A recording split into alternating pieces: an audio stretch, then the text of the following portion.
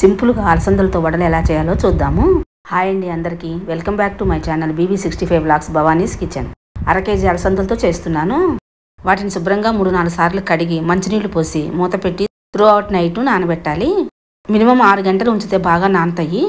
వాటిని చిల్లులు గిన్నెలో వేయండి. మొత్తం ఒకేసారి కాకుండా 2 సార్లుగా మిక్సీ పట్టండి. ఈ విధంగా బరకగా మిక్సీ పట్టండి. మిక్సీ పట్టిన పిండి మొత్తాన్ని కొంచెం వెడల్పుగా ఉన్న బౌల్లో వేసుకుంటే కలుపుకోవటానికి వీలుగా ఉంటుంది.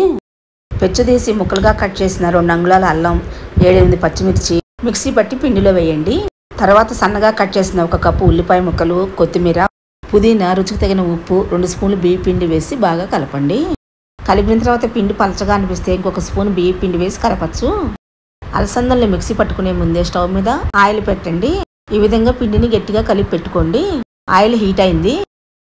నిమ్మకాయ సజ్జంత ఉండలా పిండిని తీసుకుని చేతిని తడి చేసుకుని వడలాగా ఒత్తుకుని నూనెలో వేయండి. చేతి మీద కుదరకపోతే ప్లాస్టిక్ పేపర్ మీద ఒత్తుకొని వేసుకోండి.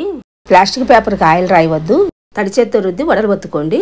మంటని లో ఫ్లేమ్లో నుంచి వడలు వేగనివ్వాలి. అప్పుడు లోపల దాకా వేగుతాయి.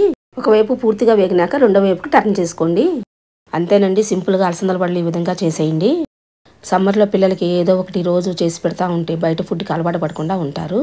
మీరు ట్రై చేసి ఎలా వచ్చిందో కామెంట్ సెక్షన్లో కామెంట్ చేయండి. మీకు నచ్చినట్లయితే లైక్ చేసి షేర్ చేసి నా ఛానల్ని సబ్స్క్రైబ్ చేయండి. Thank you watching for my channel.